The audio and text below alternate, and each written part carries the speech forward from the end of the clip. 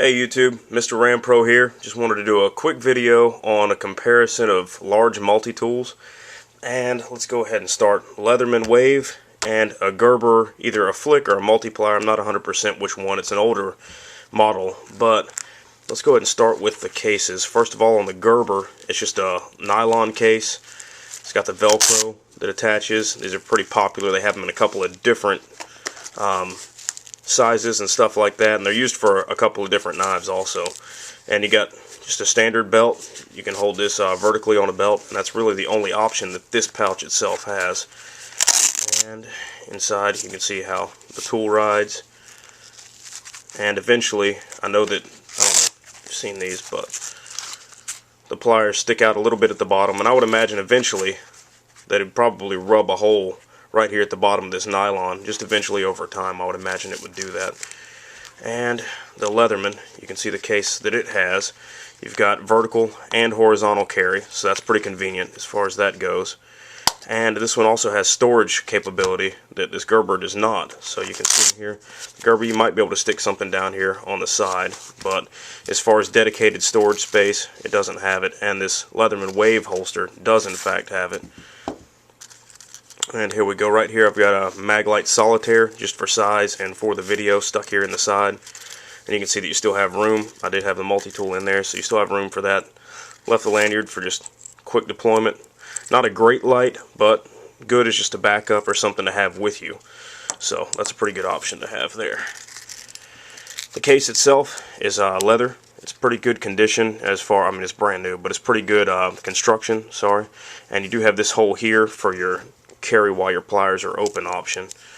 If you're in the middle of doing a job and you know you're going to be needing your needle nose over and over and over again, you can carry it like this. I would think that with the solitaire installed in this carry pouch, well, I guess it does work. I wouldn't think that that would work, but it seems to work okay, so that's pretty good too. And you do have this hole at the bottom, so your Leatherman doesn't really work that way, but if it did work the way the Gerber did, it would probably stick through that hole and not allow for a tear in the bottom, you know, over time. So yeah, you can see it there. There it is, and it sticks out just barely, but it's there. So if they would have designed, if Gerber would have designed a case like this one here, obviously more expensive with the Leatherman, but if Gerber would have taken a little bit more time, designed their case a little better, we'd probably have a better product. That's enough about the holster. Leather stitched, black, got the Leatherman logo here, and the little logo down there, and then the word Leatherman there, obviously. And then Gerber, and their little logo on the top. A lot bigger, so it's a little bit flashier, but, you know, it's what it is. So let's get down to the multi-tools. This is what I currently carry now, is an EDC multi-tool, like a large one, and here's what I used to carry. Now this has this feature here where you slide the pliers out. The one thing I didn't like about these was that when I was using them, if I did slip off of a bolt or anything like that,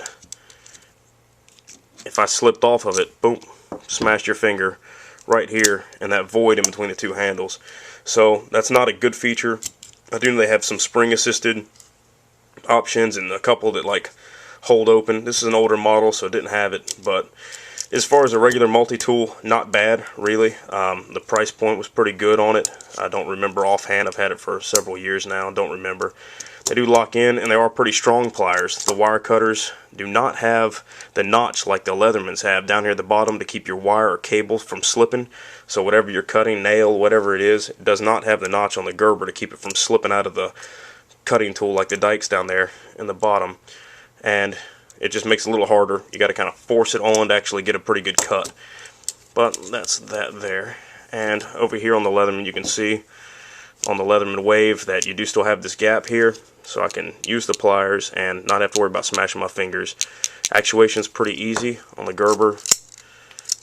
Once it's open, it's really pretty easy, just about the same. But that feature of having them like this really does work out a lot better as far as not smashing your finger. You do have access to tools. There's a lot of other good reviews, so I'm not going to get into full review of all of these tools or anything, but a lot of good tools in here. Got the serrated blade, the regular blade, a couple of saws, a file, stuff like that. I do like that you have a bit holder here, so you can replace the bits. as you use them or break them or whatever. If you need extras, they do sell kits that have extra ones, so that's pretty cool. And over here, I wanted to point this out. I'd seen it in another video and did it on mine. I know you can buy lanyard hole attachments and pocket clip attachments that'll clip right here in this open spot. Well, this one, if you look on your instructions, it actually has it on there, and it was labeled, I think, 17 or 19 on the instruction index, but it has the lanyard hole there. Wouldn't use it really on a multi-tool. I pulled it out for the video purpose, but it's there if you do need it. If you put it in a deep pocket or something like that and you wanted to have a 550 cord lanyard, or any kind of lanyard for that matter, hanging out so you could grab it, access it pretty easy, that's pretty cool. And it might actually work better for deploying it out of the case itself, because like this, with it in, you do have to kind of grab, and there's not much landscape there to grab a hold of, if you know what I'm talking about. So you don't really have a good purchase on the tool itself, and positive control when you're trying to grab it. But if you had a lanyard, you could just pull it out, and much like the one on the solitaire, that would probably work perfectly fine, and hook it to it, and you could probably use that to grab just like you're using for your solitaire or whatever flashlight you have, or whatever it happens to be in the side case. But as far as overall, the Leatherman, the quality is good. It really is. The price is kind of high. I think I paid right at $70 for this one. And this one I really don't remember. I want to say it was maybe right at $40 or something, maybe 50 bucks. I'm not 100%. But the tools in here, it is inconvenient because you do have to open it from the inside. Okay, I want my knife. Deploy the knife. Shut this here. And there's a lot of movement. And with an open blade at the end, you're running the risk of cutting yourself.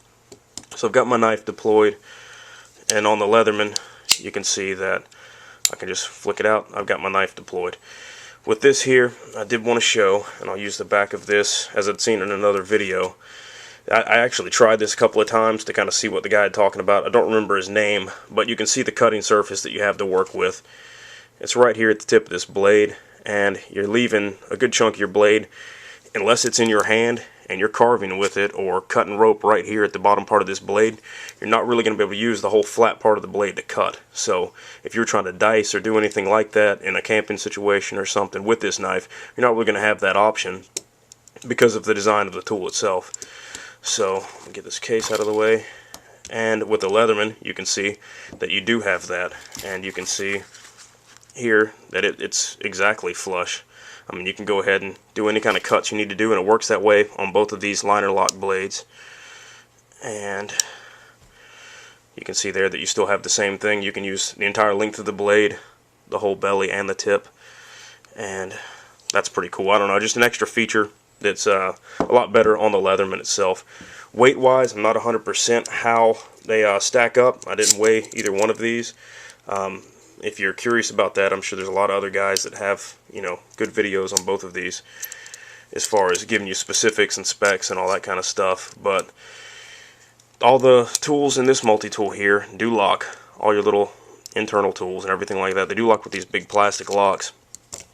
And with the Leatherman, they use something a little different. It's just a little single push button, which is kind of nice to be able to push a button instead of have to worry about something to slide, because I've had my finger slide off of this before when it's greasy or wet, and it doesn't really work that well over time, you know, and I've been trying to bear down on it, okay, to get it open. Just, it seems like it's harder to operate, and it's not as good, and just not a good system, really. And with the Leatherman, I think they kind of hit it pretty good. It locks out with that channel right there, and you can see how it releases the lock out of that pivot channel right there, or I'm going to call it a pivot channel, I don't know what it is, but right there in that notch. So that works out pretty nice. But that's just old versus new as far as the multi-tools that I carry now, and I'm trying to get into carrying a larger multi-tool everywhere I go so I can get rid of some of my smaller EDC multi-tools and Swiss Army knife and pocket knives and all that kind of stuff that I want a lot of capability when I'm carrying it, so I could carry this or 2 or 3 other things. And the scissors on this are pretty good. I used them a couple of times, and they seem to be working okay so far.